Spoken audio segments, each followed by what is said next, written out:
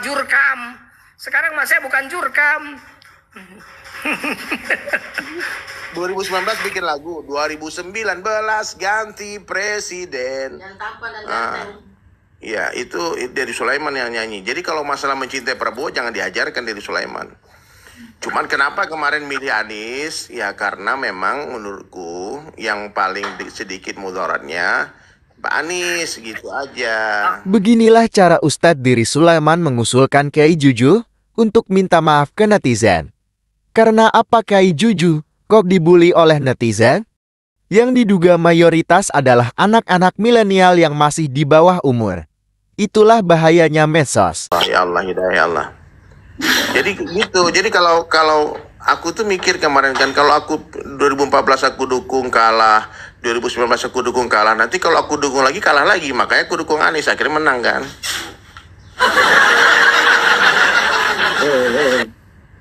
Pintar aja sudah Dery.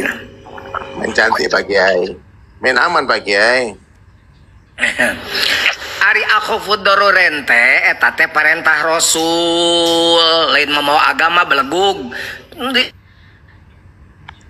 Itu make agama tuh, make agama mah tuh mana ulah beragama. Akhafud darurente cek Rasul lamun aya pilihan naik milih pamimpin, maka teangan anu pangseetikna madaratna keur agama. Abiku, Abi Jenderal. Sahabatnya banyak tukang nyependernya tuh menang lagi. Pas sampai menang sampai rumah. Ustad, jadi gitu.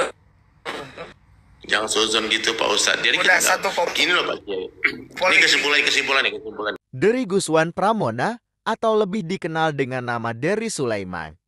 Membaca banyak komentar netizen yang menghujat Kiai Juju. Dery adalah pendakwah jamaah tablighin dan musisi Indonesia. Dahulu dikenal sebagai gitaris grup band Betrayer. Ia memilih mundur pada tahun 1998 dan fokus untuk mendalami dakwah dan musik Islam. Apa jawab? Senyuman aja, nggak usah dibahas juga. Karena Saya ngomong suara udah nggak suka tetap nggak suka Pak Kiai. Suara saya. Ayo Ustad. Tentang murtad jadi murid jika tidak manut sang guru, artinya batal jadi murid, bukan murtad keluar dari agama. Itulah klarifikasinya, sebelumnya dia juga bicara. Supaya NKRI bisa kuat, Presiden harus merapat dan bekerja sama dengan Nahdlatul Ulama. Oleh karena itu, siapapun capresnya harus berkomitmen dengan NU, warga NU pun harus memilih calon pemimpin yang berkomitmen untuk menjaga keutuhan NKRI, kata Jujon. Pilihan kata murtad, mungkin itu yang dianggap salah oleh netizen. Maka supaya reda, minta maaf saja. Akhirnya Kiai Jujon nurut, mengikuti sarannya dan meminta maaf ke netizen setelah menjelaskan makna di balik kata murtad tadi. Emang nyocos, siga kacang dengan kajang, itu tidak bisa berhenti. Kalau gaya Om Dery kan, jadi kalem, Allah gitu kan. Masya Allah. Kita kasih pelajaran dulu Pak Kiai ini biar nggak banyak dia teriak ya. Kita kasih diam dulu guys mulutnya guys.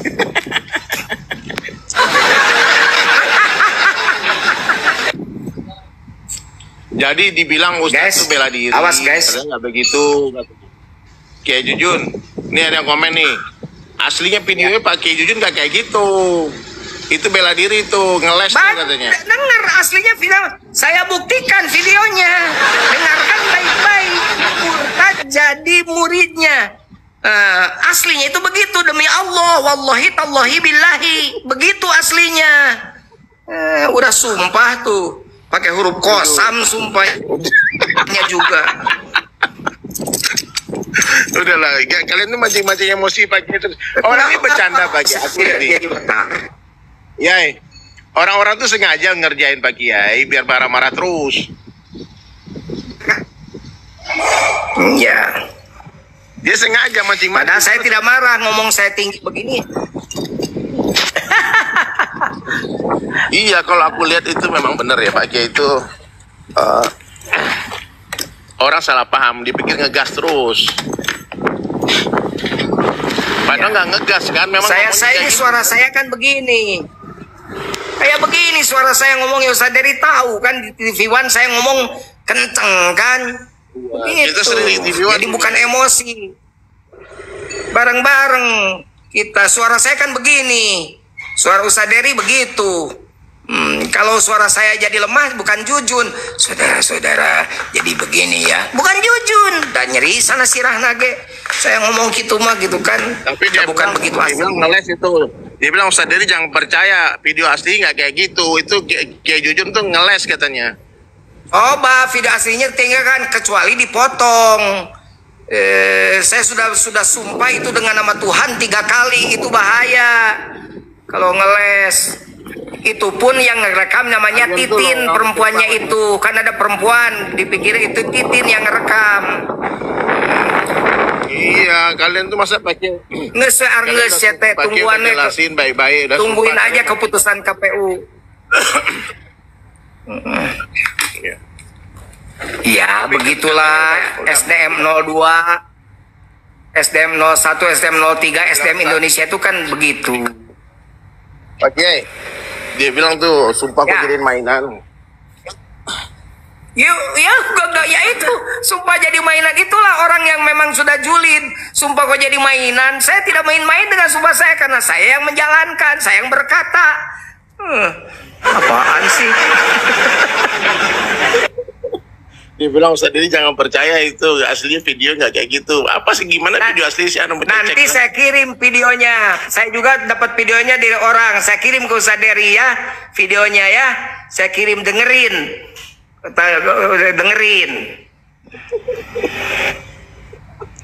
Ini orang ini tahu nggak Pak Kiai? Orang ini semua bercandain Pak Kiai. Sengaja suka kalau ngeliat Pak Kiai itu tidak teriak.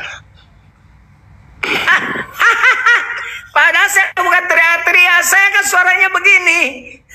Dianggap mereka teriak. Kayaknya orang yang belum kenal saya, Ustaz Dery, jadi dianggapnya saya emosi. Pak Kiai Jujun tuh politiknya jual agama katanya. Jual agama? Jual agama berapa harganya ya? Saya tidak dapat duit kok. Saya cuma menyatakan hak saya pilih Anies. Apa salahnya? Hak saya warga negara. Pokoknya apapun masalahnya, yang penting Pak Kiai kalah ya. Ya kalah di sini. Anies juga kan katanya kalah, katanya. Anies kalah, Ustaz Dery? Kalah sementara waktu kan. Quick count kalah kan. Oh, quick count. Versi quick count, kau real count belum kan? Real count belum. Real countnya insya Allah Ganjar yang menang. Nah, yang ngeles ini. Yang ngeles ini Ustaz Dery. Kalau Ustaz Dery ngeles dukung Anies, tapi karena netizen bilang Ganjar yang menang. Ya, aku tuh cari amanahnya Pak Kiai. Karena nggak mau musuhan sama netizen Pak Kiai. Pak Kiai ini berani banget ngelawan netizen. Mendingan Pak Kiai bikin konten baru, minta maaf para netizen. Gak mau. Saya mau minta maaf sudah.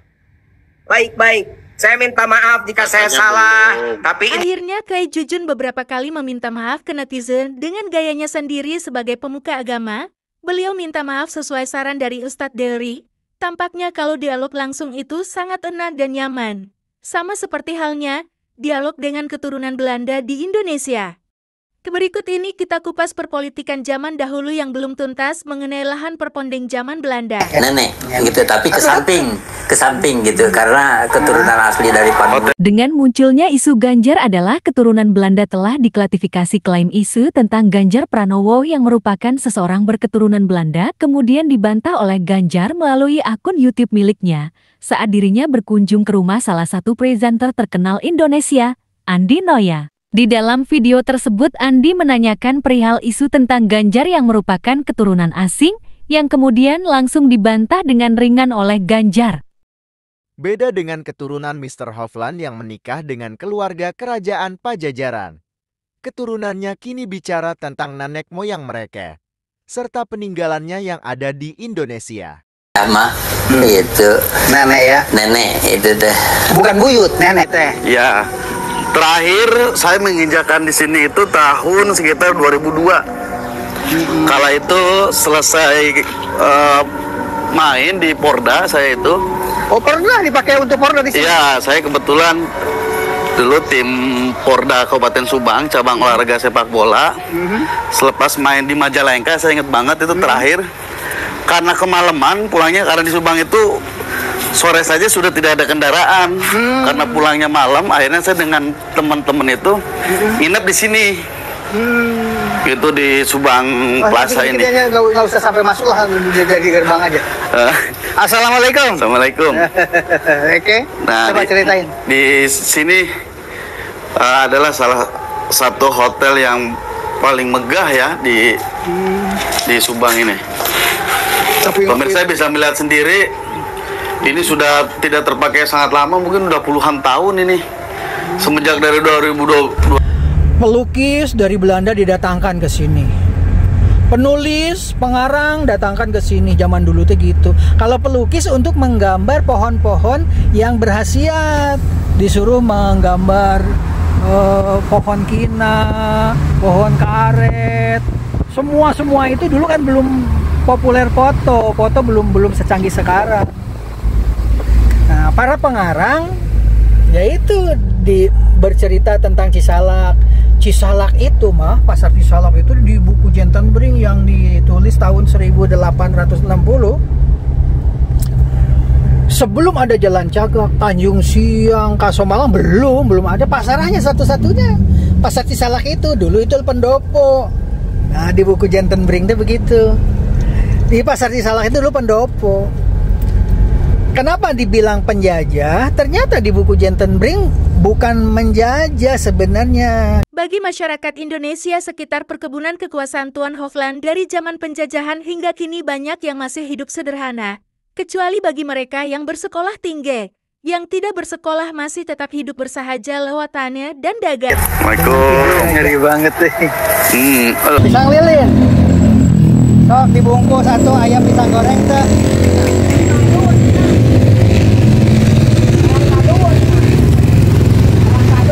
Empat semua ya.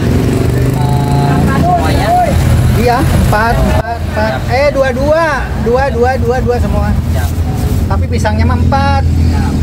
Mobilitas sosial setelah Indonesia merdeka banyak dilakukan lewat dagang, pendidikan, lewat politik. Berikut ini adalah perdagang di sekitar bekas perkebunan Subang milik Tuan Hoffland. Maka wajar jika pemilu 2024 tampak begitu alot, karena berhubungan dengan mobilitas sosial vertikal.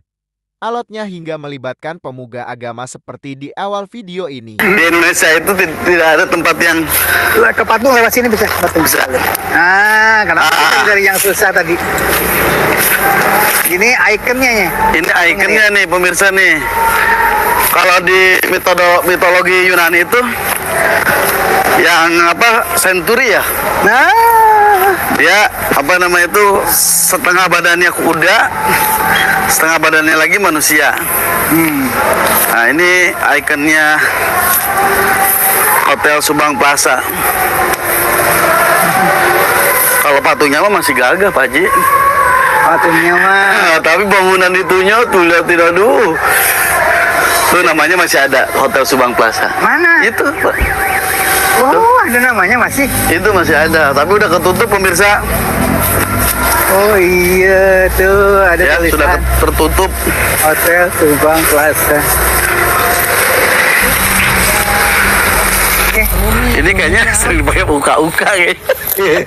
Kayaknya untuk uji nyali bagus ya. Buat uji nyali. Siang aja udah agak merinding. Waktu dulu Popda nginep Saya 2002 Iya. di sini kan. waktu itu masih dijual tahun berapa itu kira-kira? Tahun 2007-an, sekitar 2007. 2007 udah 8 ya. Kang nanti masuk YouTube ya. Kita judulnya itu jalan-jalan. Kebetulan aja begitu loh. Di belakang saya ini dulu ini adalah kipas angin yang sangat besar, putarannya luar biasa seperti pesawat terbang. Inilah untuk membuang gas dari dalam keluar.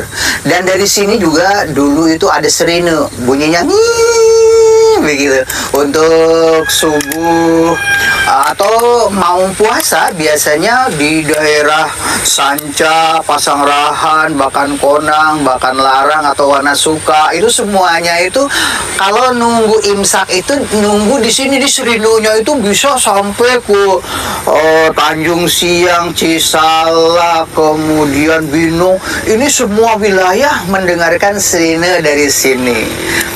Kayaknya kalau ke Binong kayaknya nggak sampai suara itu. Nah, tapi ini adalah sejarahnya seperti ini. Ini adalah pabrik teh Tuan Hopland. Dulu yang namanya teh itu merebut pasaran di Eropa dan pabriknya dari sini. Begitu Indonesia merdeka ternyata bangkrut. Gara-garanya apa? Gara-garanya itu orang Indonesia tidak solid. Dulu yang namanya teh botol, teh kotak, semuanya itu membeli teh dengan harga yang lumayan tinggi. Tapi begitu dibocorkan sama orang dalam dari pabrik itu sendiri, Pak, itu kemahalan harga teh segitu. Karena apa? Teh itu berlimpah di mana-mana, susah jual gitu. Akhirnya karena tahu informasi seperti itu, akhirnya menurut informasi bocoran-bocoran dari orang dalam, harga teh itu dijual murah. Karena apa? Semua pabrik-pabrik teh itu menggulung. Cerita tentang Cisalak. Cisalak itu mah, pasar Cisalak itu di buku Jentenbring yang ditulis tahun 1860. Sebelum ada Jalan Cagak, Tanjung Siang, Kasomalang belum ada, pasarnya satu-satunya pasar Cisalak itu. Dulu itu pendopo. Nah, di buku Jentenbring itu begitu, bahwa kebun teh itu sudah beralih fungsi sebagian menjadi kelapa sawit, nanas, dan masih banyak lagi. Kalau dulu itu bahkan ditanami pohon-pohon industri seperti kayu jengjing atau sengon. Nah, mudah-mudahan itu kumaha awal mula bangkrut kita diteruskan, tapi bukan negara masih produksi kemarin kali. Yoge produktif selaras nama man hari dibagi-bagi sekarang teh soal karyawannya yang dari pihak orang di sini mungkin dari PT Pedang mungkin ya orang Medan semua yang di sini teh. Orang Medan lu digawe di dia teh yang di kantor itu teh. Oh aya kantor nah. Nyonongnya teh kantor nata. Berarti masih produksi teh produktif. Itu hanya pabriknya nggak di sini. Di mana? Di Ciater. Jadi ada iya mah dipakai apa ini mah bangkrut nya? Tuh iya mah terus lami terus berapa puluh tahun tuh. Akhirnya dioper ke di Jepang saja, tetapi ini adalah pohon sakura di Kasomalang, Cisalak, Subang. Kalau dulu Cisalak dengan Kasomalang itu bersatu, kalau sekarang Kasomalang mendirikan kecamatan sendiri. Jadi ini berada di Kecamatan Kasomalang. Yang dulu yang namanya perkebunan teh milik Tuan Hopland itu sekarang menjadi budidaya nanas seperti ini. Ini nanas madu itu adanya di... Baru-baru ini, mantan Menteri Kesehatan Dr. Siti Fadila Supari memberikan pernyataan soal CD efek penyuntikan vaksin COVID-19 dilansir dari akun TIK atau OKAID Beyond HIP. Saya baca di Global Research mereka bercerita bahwa CD efek dari penyuntikan vaksin COVID itu pada masanya banyak ucap Siti Fadila. Disebutkan oleh Dr. Siti Fadila Supari bahwa CD efek penyuntikan vaksin COVID-19 berupa radang otot jantung atau miokarditis, kasus tersebut banyak terjadi kumin itu kunyit. Jadi kunyit dengan nanas diperas, airnya diminum, dan itu bisa menghilangkan dampak atau mengurangi dampak dari vaksin COVID. Nih kameramen ini sudah itu menceritakan seperti itu. Orang-orang Cina itu rata-rata menjual harga barang itu terlalu tinggi, terlalu mahal. Tidak mewajibkan keluarga Hopland itu untuk belanja di situ, enggak. Tapi gajian itu dibagikannya di pendopo, pendoponya dari pasar Cisalak. Begitu gajian, di situ barang dagangan disediakan seperti pasar. Awal mulanya lahir pasar Cisalak itu begitu. Tapi ya itu, kalau gajian doang ada pasar. Kalau tidak gajian mah nggak ada pasar di situ. Gitu. Begitu gajian, bikin pasar. Kalau gajian, dianggapnya monopoli. Orang Cina ya berontak lah. Gitu ceritanya. Ini peninggalan Belanda di sini tuh. Belok kanan kita, belok kanan tuh ikutin mobil truk. Nah ini Tuan Hofland itu ini di Wisma Karya. Ini Tuan Hofland. Sekarang ada pohon jambenya sama. Dulu itu di sini pusat pohon jambe. Sekarang ada pohon jambenya. Lah kita boleh ke sana, Pak? Gitu ke kanan kita. Apa 2000 berapa? Kira-kira waktu itu udah lupa kali ya. Tahun berapa waktu jadi peserta KDI? 2012. 2012 waktu itu saya sedang nonton di KDI itu. Iya.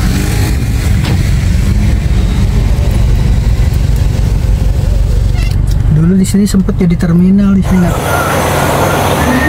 Jika tahun 1860 zaman penjajahan Belanda, di mana Tuan Hofland pada saat itu datang ke sini membawa Profesor Dr. Jentenbring pada tahun 1860. Bangunannya ya seperti ini, kita lihat ke sini ya.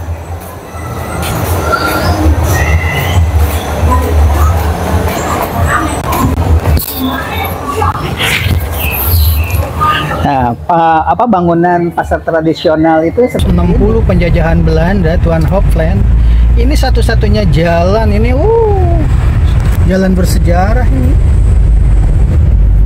Tapi sekarang sudah susah dibedakan mana jalan yang bersejarah, mana enggak. Yang barusan itu kan Tuan Hofland itu yang buyutnya Haji Ian mah. Haji Ian itu ternyata surat-surat yang namanya lahan. Kalau di kota-kota besar kan yang nama pasar tiap hari ya. Pak, kalau di sini pasarnya dulu mah hari Rabu dengan hari apa? Sabtu. Sama sekarang. Sabtu dengan cuma itu aja udah. Iya. Kalau sekarang hari apa ini? Hari Minggu. Hari Minggu pasar Rosomalang ya. Hari Minggu pasar Rosomalang. Kalau jalan kagak hari apa? Hari Sabtu sama. Kalau Tanjung Siang pasarnya hari apa aja? Selasa, Jumat, Sabtu, Minggu. Kalau ibu mah kan yang jualan hafal ya? Ibu juga yang jualan. Oh, bapak jualan apa? Sama kayak gini, jualan bawang ini. Oh, tuh lihat jualannya kayak gini nih. Ini bawang-bawang ini ya. Jadi pasar ini tahun 1860 yang ditulis oleh Profesor Dr. Jentenbring, Jalan Cagak Tanjung Siang belum ada. Subang dulu itu kan dari Purwakarta kemudian memecah menjadi dua dengan Subang. Ini sudah ada, bayangkan tahun 1860 ini sudah ada. Oke, terima kasih. Orang Wago ada di sini ya, lagi pasar. Di sini pasarnya hari apa aja? Sama Sabtu. Kalau Tanjung Siang? Sama ya. Aja mau kemana sekarang? Udah naik mobil. Udah naik mobil kita mau ke sana bareng-bareng ya. Ayo kasih. Itu. Jadi Haji Ian itu punya surat-surat itu.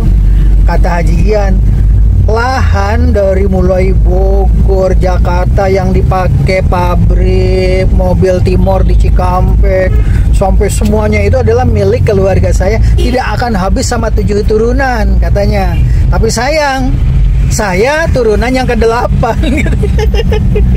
Nggak habis dulu. 7 turunan nggak bakalan habis katanya. Tapi sayang, saya ini turunan yang ke-8 kata dia. Ntar kita lihat kebun tehnya ya.